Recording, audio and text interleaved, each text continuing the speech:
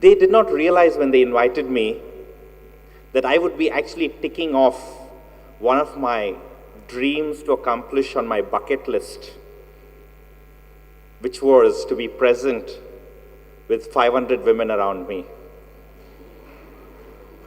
So I will go and share this with my family and friends when I go back.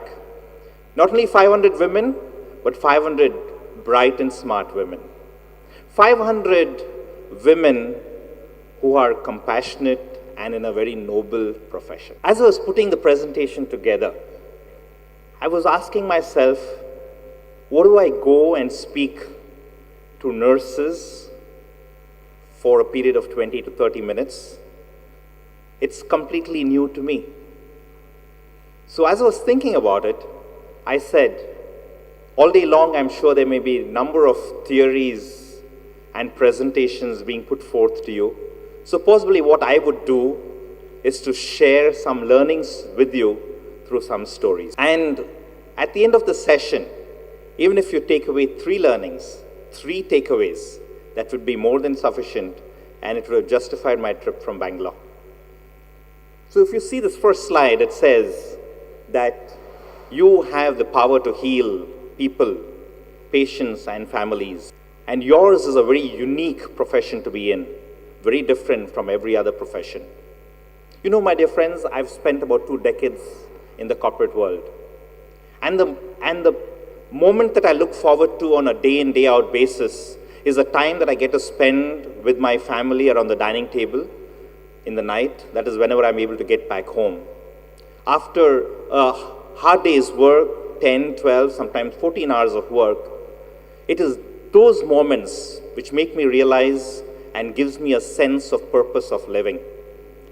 Because it is during those moments around the dining table where we have an unwritten rule of no technology being close at hand, be it iPads, telephones, TV remotes, we keep them all at bay. And we use those few moments to share with each other what have been our fears, our achievements, our plans. And I must tell you, yesterday as we were having dinner, my wife recollected an incident with relation to Apollo Hospital where my second child was born. And it was early morning that we went to the hospital. And my child at that point of time took a little while in coming. I had skipped breakfast.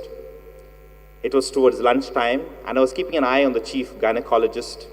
And I noticed at one point of time that she was walking away towards the cafeteria. I quickly ran behind her, and I saw her taking a tray of food. I grabbed a packet of egg biryani, and halfway into it, she got a call and she rushed back into the labor room.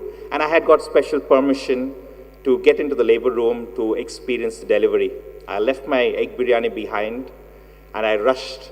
And finally, it so happened that both of us almost missed the delivery of my child.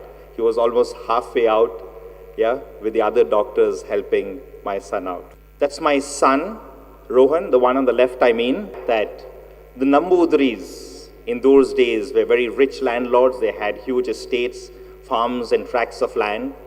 And it so happened that it was taken away by the government at that point of time. And the women folk, in order to contribute to the family, because they from one day being very rich landlords moved into poverty, they then went out into the world to seek a profession. And it was at that very point of time that the Christian missionaries were around, and they had several vocations that they opened out.